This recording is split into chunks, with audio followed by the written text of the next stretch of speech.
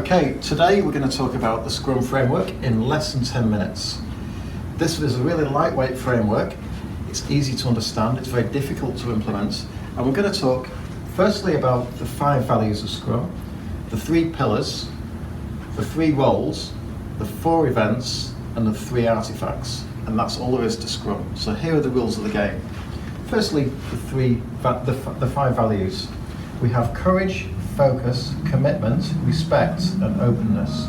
And this is for the team to have courage to challenge each other, to challenge new ideas, focus to work on one thing at a time, and focus on the sprint goal, commitment to each other and commitment to the business outcomes, respect of each other, and openness to each other.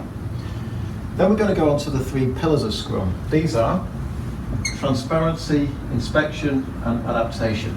Everything in Scrum is about transparency and continually inspecting and adapting the work that we do.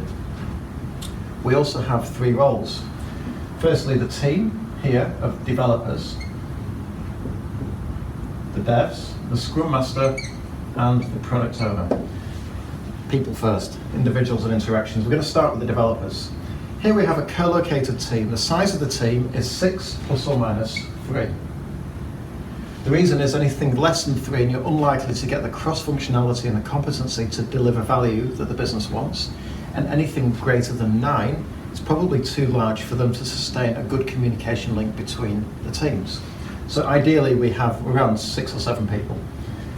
The Scrum Master is a management role, but it's managing the process, not the people. We expect the team to be self-organising, so the Scrum Master enables the team to have the environment of safety and for them to self-organise. These people are self-organising, sat together as co-located and are cross-functional. The product owner has the role of ordering the product backlog. The product backlog has product backlog items here, and as you can see, they become more and more granular as we go down. And that's ordered in business values. So these items at the top are refined to greater business value, and as we go further away, we know more granular epics and features that we may look at further down the track. And the product owner spends a lot of time collaborating with stakeholders and the team. The stakeholders can be real customers, can be internal customers, other product owners, maybe a chief product owner, could be somebody from risk or compliance, anyone in the organisation who has an input into this product backlog. Product backlog here.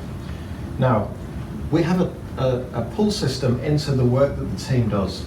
And what the team will do is work with the product owner to have an agreed definition of ready. This is that these items here meet a certain criteria that the team can start working on them. At the same time, the team and product owner will agree a definition of done. This is where they agree that the work is complete. And these are common understanding between all of the stakeholders and actors of what it means for the work to be done. Scrum uses the time box as a constraint. So as distinct from Kanban, which uses work in progress, Scrum constrains the work with time. The biggest time box, the principal time box, is the sprint. A sprint is between 1 week and 1 month in duration. And within that time, the team delivers value from these product backlog items here. They do this with using the 4 events. These 4 events are the sprint planning, the daily scrum, the sprint review, and finally the retrospective. The sprint planning. For a 2-week sprint, this is usually 4 hours long. So for a 4-week sprint, it would be 8 hours long, and it's usually shorter for a shorter sprint. In the sprint planning, the product owner and team collaborate on the value that can be brought on these product backlog items, and they are pulled into the sprint backlog. The team checks to see if they meet definition of ready, and they estimate the size of them to be sure that what they're pulling in is an appropriate size. And they use historical data, they use empirical feedback from previous sprints to know what they can pull in. During sprint planning, they talk about the what, they get the how from the product owner, from a higher business value, the higher purpose from the business, and they also create a sprint goal, which is front and center. This is the driving purpose for the whole team for the sprint. The second part of sprint planning is they're going to break these product backlog items into smaller tasks which then can be visualized so you can see the flow and the progress of the work during the sprint. That's the sprint planning, and at the end of it you'll have a sprint backlog, a sprint goal, items that have been pulled in and have been tasked out so the team know how they're going to do the work.